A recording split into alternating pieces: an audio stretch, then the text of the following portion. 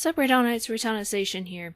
Now, before I get started with this one, I'm sorry that I haven't been, putting out more Doki Doki Literature Club. I've been having some motivation issues. Not caused by stress, not caused by depression. My mood has been neutral lately, which is fantastic. I actually do not know why I'm having motivation issues. There's a lot of stuff that I could be working on that I'm not because of the motivation issues, including a Patreon. I don't want to call them rewards. I want to call them gifts. I did tell them that it might take a little while for me to finish. So if you're listening, I am working on it. I just, after, I guess it sort of started after Mike got sick, and I was feeling kind of sick too. And I was also worried he had COVID. He doesn't have COVID. Don't worry about it. It was just a cold.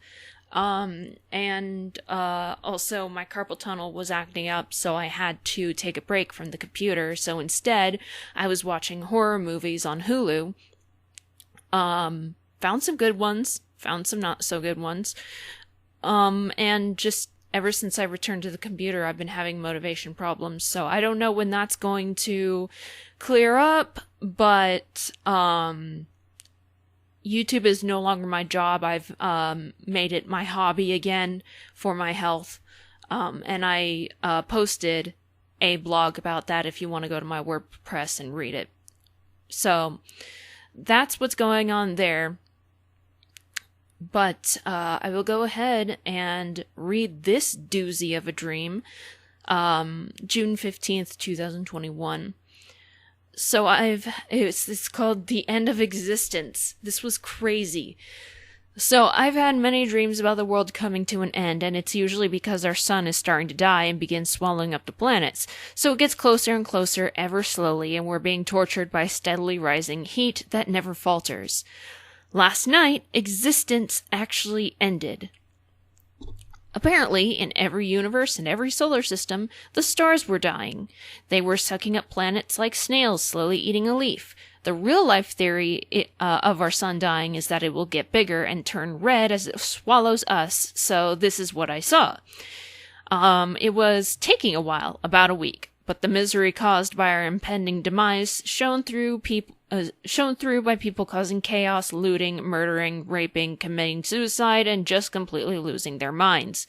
I was one of the people who were plagued by depression and fear. I was one of the ones who accepted we were going to die, but could not make peace with it. I'm afraid of fire. I hate heat, and heat causes me to get physically ill in real life, even if I take too hot of a shower.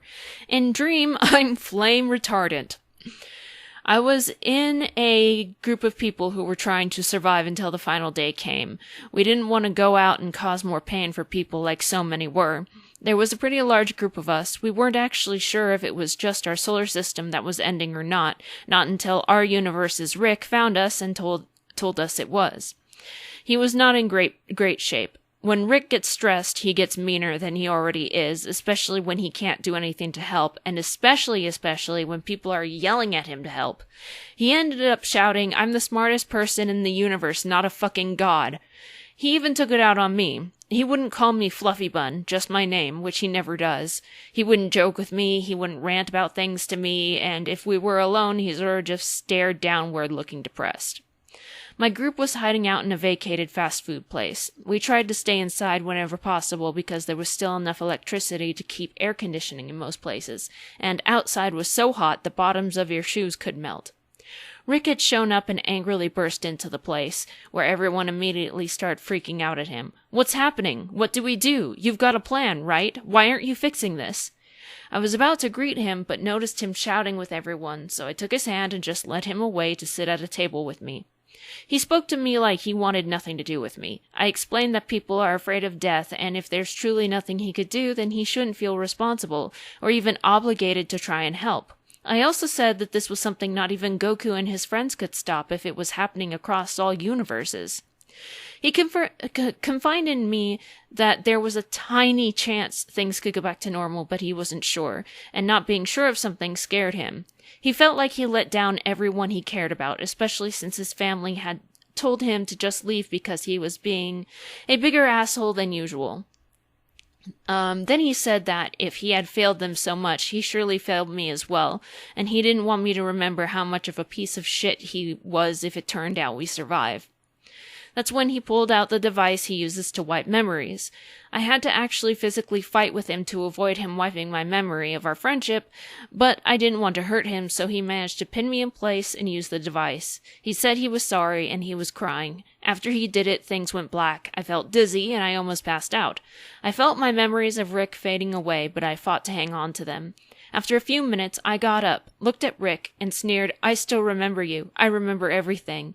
He cursed and shouted, "What are you?" I asked myself the same question in my dream universe. What the fuck am I? The two of us argued a bit longer, and I chased him around the damn building as he was picking up random things and building something. Finally, he turned to me and held up the thing he had built. "This is a bomb," he said firmly. "I'm going to blow up this fucking building. If you don't want to die with me, you'd better get the fuck out of here and take your stupid friends with you." I really didn't think he'd do it, but just in case, I evacuated everyone. And as we were leaving on a cart we had rigged up to withstand the hot ground, I shouted at him, "Don't you do it, Rick, because if you do and we survive, I'll bring you back and beat the shit out of you. I'm still your fluffy bun." I was crying, though, because whether or not he actually blew himself up with the building, he hurt me emotionally, and I felt like he didn't care about me. We found a school gym. There was no electricity, so I had to use my ice and water powers constantly. I put ice on the inside walls, and there were people who could withstand heat more. There were people who could withstand heat more, trying to cover the outside with mirrors they tore off of the walls of the bathrooms. There's a bad part here, so I guess trigger warning at some point. Yeah. Okay. So we set up cafeteria tables, and small fires kept starting through gaps in the windows, so I had to put them out.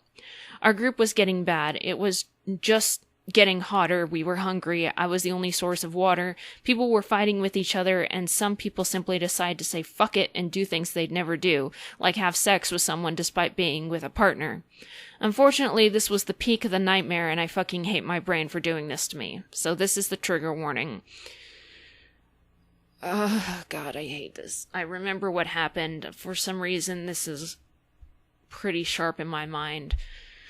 Okay.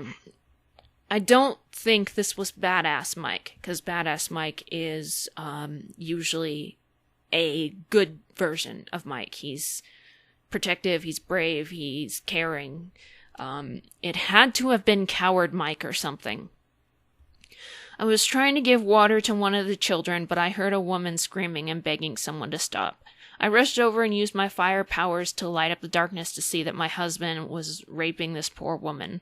I immediately grabbed her, and she was so traumatized she was trying to get away from me, fighting tooth and nail, but I held her and shushed her, trying to tell her it was all right. I was glaring hatred at whatever version of Mike this was, because it was not a good one. It was made worse by the fact that he was furiously masturbating, as if he literally had lost control. The woman had calmed down, and I realized that she was much younger than me, probably late teens, early 20s. I had a tough decision to make. On one hand, I loved my husband. On the other hand, he just committed the worst crime and gave up his humanity. He was now a monster.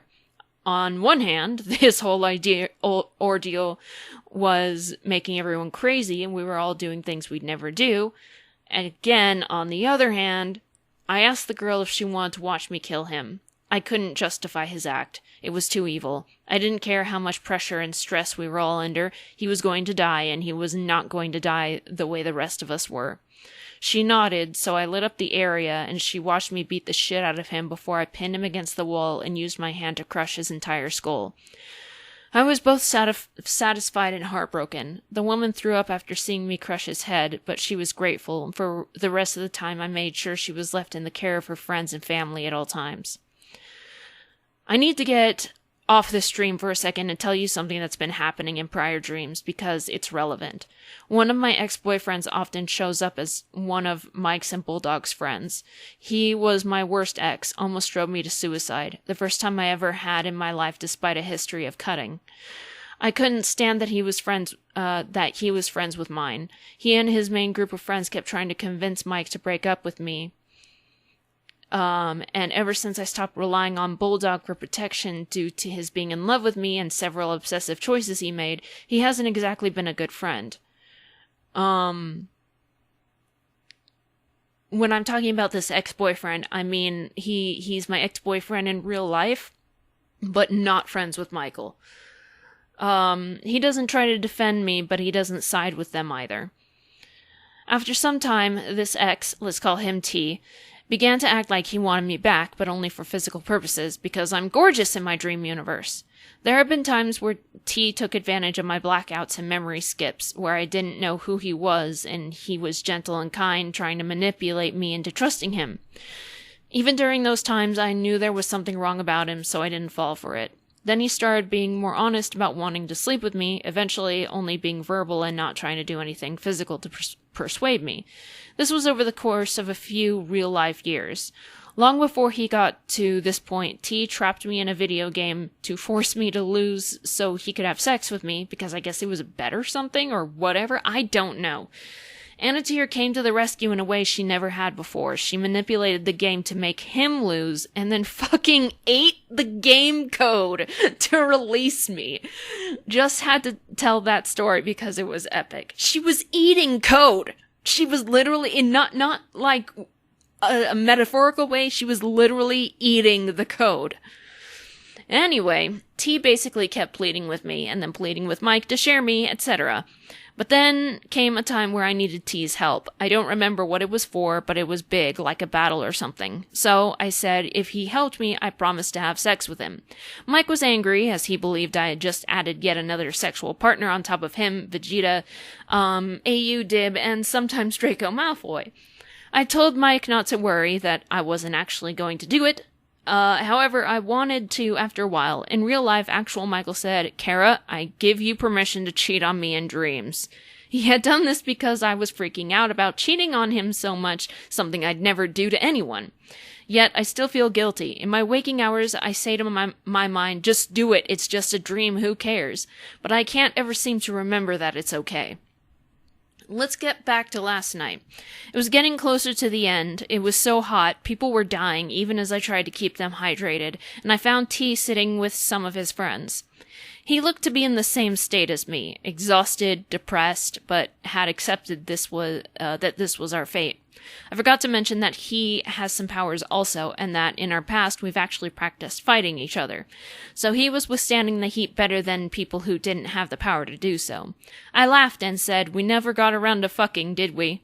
I figured my husband was dead, I hadn't seen Vegeta, Dib, or Draco in weeks, and I technically promised, even if it had been a ruse. So this is funny. We tried to hurry before we were finally burned alive. I took off my shirt, but apparently there was an undershirt. Strange, why would I layer in this heat? I took off my undershirt to reveal the shirt I had just taken off, and another undershirt. T was getting impatient, but I showed him that my shirts weren't getting off of me. So I tried pulling down my pants and found that they were sewn to my shirts. Something was keeping my clothes on, and that's when I figured something wasn't right, something wasn't natural. That meant that I was in control now. I flew outside and said loudly, I sure wish Vegeta would come say goodbye to me, since we're about to die, and Dib, too.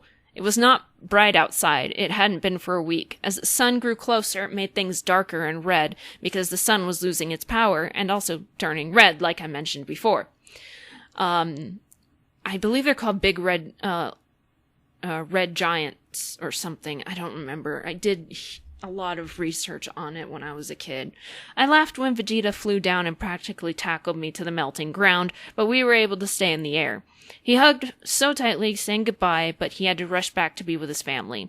Dib showed up, having invented some kind of boot that could withstand the heat, even as the ground was cracking and revealing lava.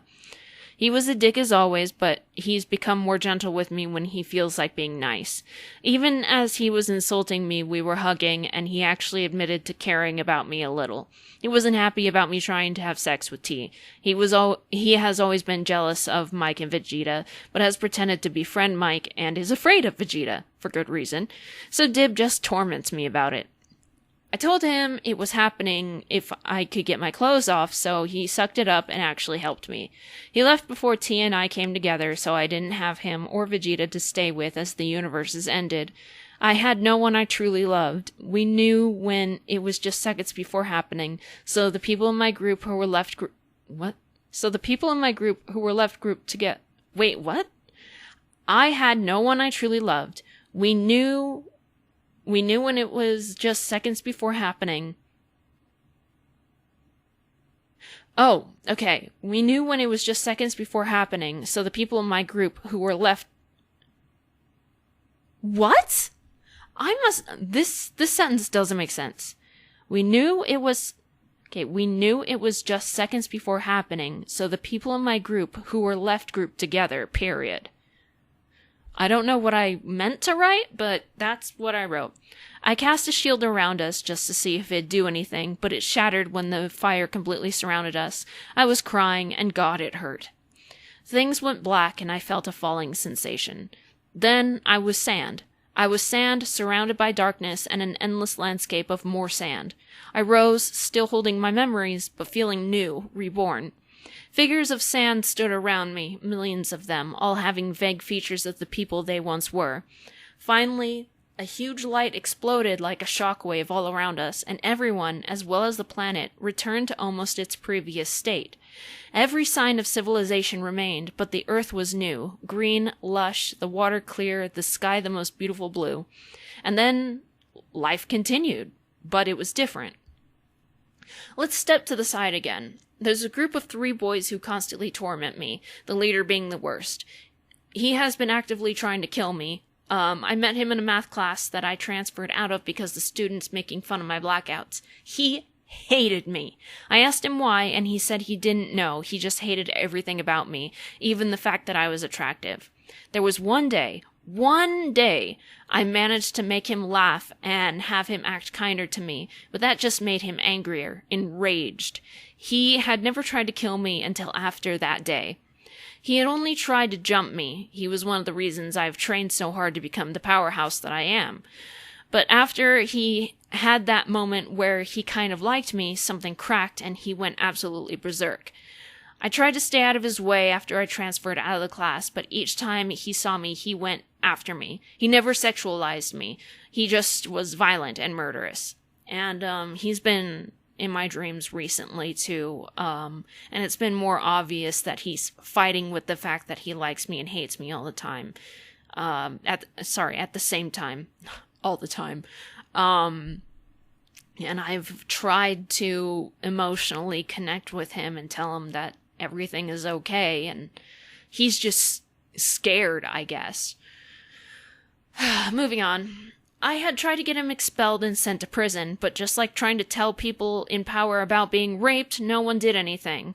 I went to a teacher about the students who had raped me, and so he raped me. Tried going to the vice principal. I tried going to the vice principal, who said he'd, quote-unquote, look into it. He never did, so I tried to get an appointment with the principal, who was always too busy, usually with the athletics department, which was apparently more important than a student's safety. I wasn't the only victim of this, and not the only victim of that teacher's, but no one ever seemed to give a shit. The sad part is that happens in real life. This guy even became a terrorist, using bombs, nukes, missiles, military-grade weapons to kill me, not caring who he hurt in the process, so I was constantly casting shields around myself, other people, and the missiles to make them explode inside the shield to avoid property damage. He eventually took someone I loved hostage, and I literally had to blow myself up with his bombs in order to save them. I was brought back to life pretty quickly. Still, the guy kept trying, even though his friends began telling him he was going too far. So anyway, everything was reborn after the end of existence, and most people chose to appreciate life and the earth much more, tending to the land. The animals and, tending to the land, the animals, and generally being nicer to each other. Not this guy, though. I had no choice but to walk past him one day, and he smirked, quickly advancing on me. But the vice principal I mentioned before came up behind him, put his hands on my shoulders, and stared the guy down as he guided me away. The guy backed off. We stopped once out of his sight, and I turned to the VP.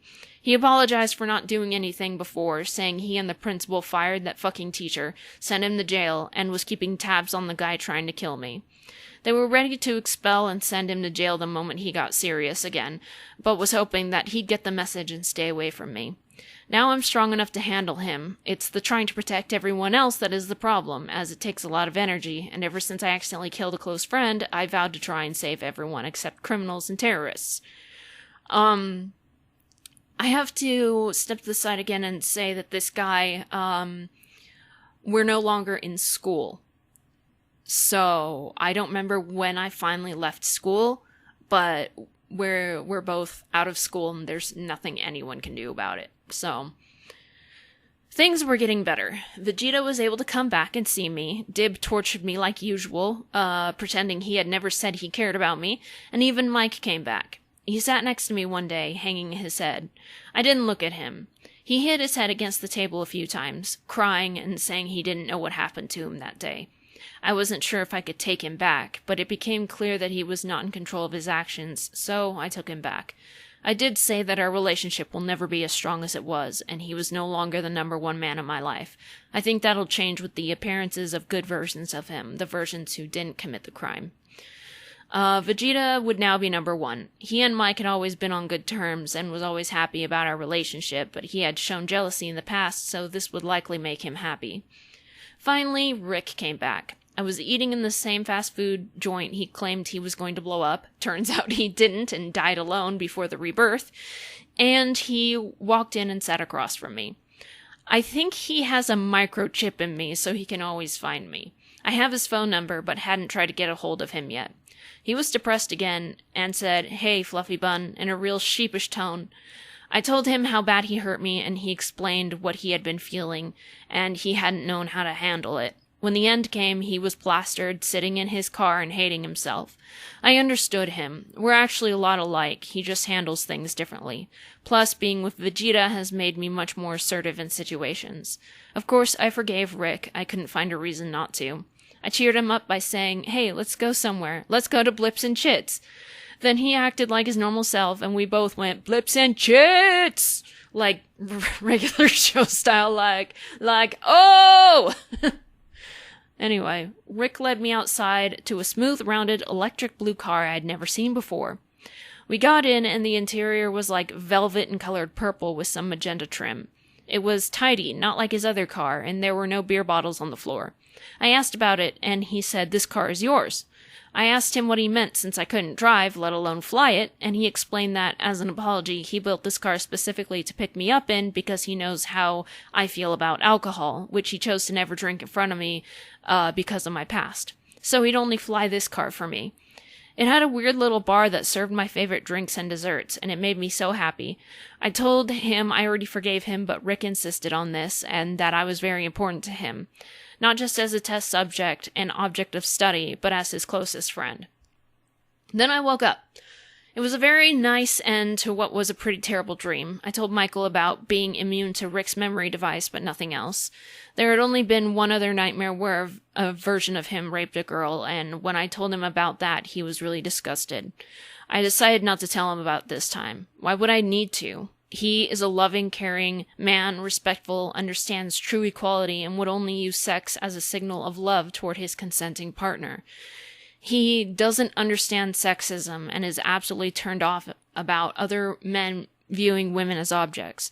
We joke about me being his property, but it's always a joke. It's because we're making fun of the stereotypical relationship between a woman and a toxic man. Or a toxic woman and a okay man, which doesn't happen as often, but it does happen. I also sometimes joke about being a controlling wife, the quote-unquote ball and chain, if you will. I would never do that to him. I want to make things clear. My mind is messed up. It shows me my worst fears, makes me experience them nearly every night, and 8 times out of 10, the bad versions of Michael show up. But the real version of him shows absolutely none of the qualities of the bad dream versions. Actually, those versions show qualities of all my exes.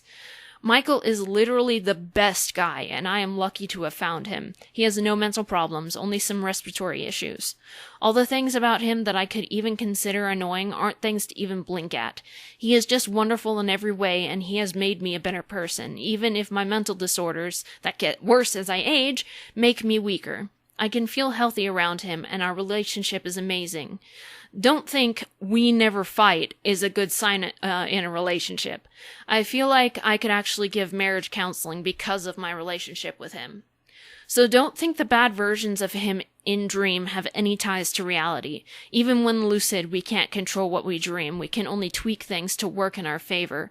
I was lucky to have such an ending like that last night. I don't always get that luxury. I just feel that the most valuable part was with Rick because of how my dreams feel. I don't want to lose him as a friend, so those feelings, they were all very real. So was the helplessness I felt when trying to keep my group as comfortable as possible before we died. Now that I'm a full-fledged superhero with nearly full control of most of my powers, it's very stressful, especially knowing that you can't save all people all of the time. Man, I have a killer headache. Recently, as of like a couple of weeks, good versions of Michael have been showing up more often. I actually can't remember the last time a bad version showed up, but in later dream journals, I'll get to some issues with alternate universe Dib. So I'm sorry that there was some upsetting stuff in the stream. You come to expect that with my dreams. It's so rare for me to have a seriously good dream like I did in my last dream journal entry. But, I don't know, last night's dream, I don't remember much of it. I do remember a mildly successful Gallic gun. But, I do remember a lion stampede. I don't know why it turned to lions, but at first it was a bear. Just one bear. And I've had bears in my dreams before, trying to attack people. Which is weird because bears are not a phobia of mine. I know if I saw a real life bear and I was in danger, I would be very, very, very, very, very, very scared. But they're not an actual phobia. And I think they're cute, they're bears. They're like giant hamsters. Or hamsters are like tiny bears. Anyway, so it was a polar bear at first. And I saw it coming near me, so I stayed really, really, really still. I don't know what you're actually supposed to do in the middle of a bear attack. I would have to look that up. It seemed real docile, but it was sniffing me. So I was like, and then it turned into a brown bear for some reason. It was still sniffing me. And it looked almost like it was trying to be friendly. Like it was pawing at me, but trying to keep his claws from scratching me. But I knew this was a wild animal, and I was like, he's gonna scratch me. He's gonna maul me. Those freaking claws, they're gonna hurt. And there were some people in the distance, and I was trying really hard to get their attention while this bear was sniffing at me, because I didn't want to startle the bear into attacking me. And he was sniffing my head, and I was like, oh my god, he's going to eat my head. So I was sitting there, and I looked over at somebody, I said, help! And they didn't hear me, and I'm like, oh my god, help me, bear! And finally, I was just like, help! And they saw the bear, and they were like, nope. And the bear turned into a lion who noticed the person I yelled to instead of freaking out at me and charged at that person who ran. I was scared as shit, and note that lions are also not a phobia of mine, but I do have a lot of dreams where lions You know what? I'll address that in a second. Let me actually take note of that real quick so I don't forget to address it. Okay, so the lion charged at this guy. It was a guy. I don't remember what he was doing prior. I think he was, like, petting a cat or something. And so, obviously... Why are you frozen? What? Okay. I think that recorded everything, okay? It was just frozen for some reason. So the cat ran. I was afraid for the cat. I wasn't close enough to be able to protect the person. But they managed to run away, and I was trying to get on top of something to be out of the lion's reach. And all of a sudden, a stampede of way too many lions to just be one pride came through and started attacking people. And the things I was trying to climb on top of wouldn't support me. So then I remembered that I could fly. And then I flew around to the usual cafe/bakery that's been in my dreams a lot. And I said, "Lion stampede! Lions! Lion stampede!" And, you know, I was afraid people would think I was responsible. I kind of felt responsible since I was the one who asked for help. But I mean, like, what else are you going to do in that situation? I don't know why I didn't think to use any of my powers. I think it was because the bear was just so close to me that I felt like I was just asking for a brutal mauling from a bear. A bear. Sound like I said bear. So, wildcats. I often have dreams about this animal rescue shelter of a man and his wife and a couple of kids who take care of a sort of wildlife preserve. And there are a couple of wild cats that just hang around inside sometimes. And you can pet them, and they're nice, but you have to know the warning signs when their wild instincts come through and they're, you know, gonna get angry. Sometimes the lions are actually Simba and Nala from The Lion King. Sometimes the lion is Mufasa. Last night, Scar showed up, and he could talk to us, and one woman was running from him and was like, no, why are you here? Of all lions, why are you here? And he's like, I think he said something like, I'm going to eat every part of you.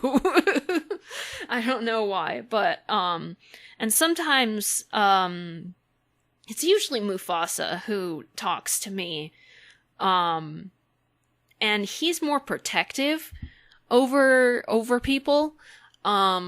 But with the regular lions and the tigers, and I don't think there's ever been cougars. I think it's just lions and tigers whom you have to be careful around. You can pet them if they seem docile, usually when they're laying down. But only for a short while, because you don't want to make any mistakes and, you know, piss them off. And when they're around, you sort of have to walk at a distance around them, just in case. So there's a lot of safety precautions. But for some reason, I don't think these lions were part of the, wildlife. Is it wildlife preserve or reserve? English. How can you do it? How do you do it? Because if you preserve something, it's... Okay, wildlife reserve. That's what I meant. I don't know. They might have just been the wild lions in the reserve that don't hang out in the house. Because usually it's a male lion, a female lion, a male tiger, and a female tiger. So, you know, it's weird. I don't remember what I shot the mildly successful Gallic gun at. It was not a real animal. It was some kind of monster or something. But I've also been having trouble breathing in my sleep, which goes into my dreams. For some reason, and I bet you know what I'm talking about when I'm talking about this. In my sleep, my left nostril gets dry clogged, meaning it just clogs itself for no reason. There's no runny snot. There's nothing there. It's just clogged. And I don't know why. And then if I lie on my left side, it gets clogged. So I'll roll over on my right side, if I'm not suffocating, and it'll eventually come unclogged. Because when I'm dreaming and it gets clogged, I feel like I'm suffocating, and I will wake up with a gasp and pant and just be like, why wasn't I breathing? It took me a long time to remember in dream that I can breathe underwater because of the fact that I'm dreaming. Because I would hold my breath when under in dream water and end up waking myself up because I held my breath in real life. There was one time many years ago where I was in the void of space and my body stopped breathing on its own. And it gave me the feeling of suffocating in a void of space. And I woke up with a huge loud gasp, and Michael had been sitting like right there, and he jumped, and I was like panting for a while, and I was like, oh my god, I had stopped breathing for real. So luckily something like that hasn't happened, but the trouble breathing, I don't know, maybe I have to use my little nose breathe right thing again, but when I was using that, I got more bloody noses than I had before. Because my nose is real sensitive to bloody noses. And I think, this is really gross, I think that, and it's mostly my left nostril that bleeds.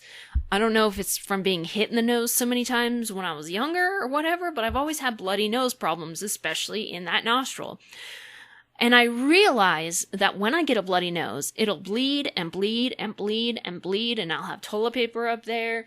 But the way I rid my nose of boogers is I take a toilet paper piece and I'll spin it, like wrap it up into a little, like a little cone, and I'd put it in my nose and turn it around so that it could pick up all the boogers.